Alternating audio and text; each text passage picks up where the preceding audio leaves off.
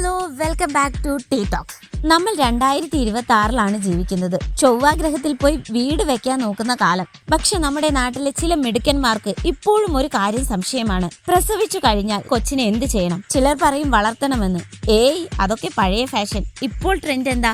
പ്രസവിക്കുക, നേരെ ബാത്റൂമിലെ ജനലിലൂടെ പുറത്തേക്ക് ഒരൊറ്റയേറ്, അല്ലെങ്കിൽ കവറിലാക്കി വേസ്റ്റിലിടുക. വാവ്, എന്ത് ക്രിയേറ്റീവായ ഐഡിയകൾ! ഇപ്പോൾ വഴിയിലൂടെ നടക്കുമ്പോൾ സൂക്ഷിക്കണം. തലയിൽ വന്ന് വീഴുന്നത് തേങ്ങയോ മാങ്ങയോ ആയിരിക്കില്ല, നവജാത ശിശുക്കളായിരിക്കും. നമ്മുടെ നാട്ടിലെ ചില മഹാന്മാർക്കും മഹിളകൾക്കുമുള്ള സംശയങ്ങൾ നോക്കാം. അയ്യോ, കല്യാണം കഴിയാതെ കൊച്ചുണ്ടായി, നാട്ടുകാർ അറിഞ്ഞാൽ നാണക്കേടാണ്.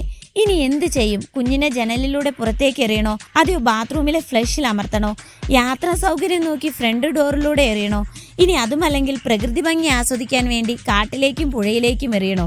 നമ്മുടെ റീൽസ് പ്രണയിതാക്കൾ ചങ്കേ നീയില്ലാതെ എനിക്ക് ജീവിക്കാൻ കഴിയില്ല എന്ന് പറഞ്ഞ് ഒളിച്ചോടിപ്പോയി അവസാനം പ്രസവിക്കുന്ന കുഞ്ഞിനെ ബാത്റൂമിലിട്ട് ഫ്ലഷ് ചെയ്യുമ്പോൾ തീരുന്നതേയുള്ളൂ ഇവന്മാരുടെയൊക്കെ പവിത്രമായ പ്രണയം.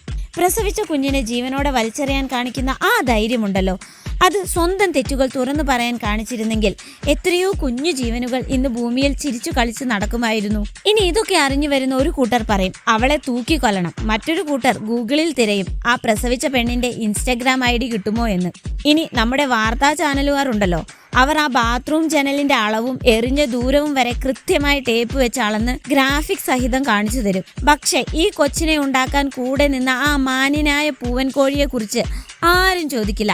അവൻ അപ്പോഴേക്കും അടുത്ത ഇരയെ നോക്കി ബൈക്കും എടുത്ത് പോയിട്ടുണ്ടാകും. അല്ലയോ പുണ്യാളന്മാരെ, ഗർഭധാരണം നടന്ന് 9 മാസം കഴിഞ്ഞിട്ടാണോ നിങ്ങൾ ഈ നാണക്കേടിനെ കുറിച്ച് ആലോചിക്കുന്നത്? ഗർഭം ഒളിപ്പിച്ചു വെക്കാൻ കാണിച്ച ആ ഒരു ബുദ്ധിമുട്ടുണ്ടല്ലോ, അതിന്റെ പകുതി ബുദ്ധി ഉപയോഗിച്ചിരുന്നെങ്കിൽ ആ കൊച്ചിനെ ഏതെങ്കിലും അനാഥാലയത്തിന്റെ മുന്നിലോ അമ്മ തൊട്ടിലോ കൊണ്ടുപോയി സുരക്ഷിതമായി വെക്കാമായിരുന്നു. അല്ലാതെ ചോര കുഞ്ഞിനെ കൊന്ന് ബാത്റൂമിൽ ഒളിപ്പിച്ചിട്ട് ഒടുവിൽ ജയിലഴിക്കുള്ളിൽ കിടന്ന് അഴുകുന്നതാണോ നിങ്ങളുടെ ഹീറോയിസം?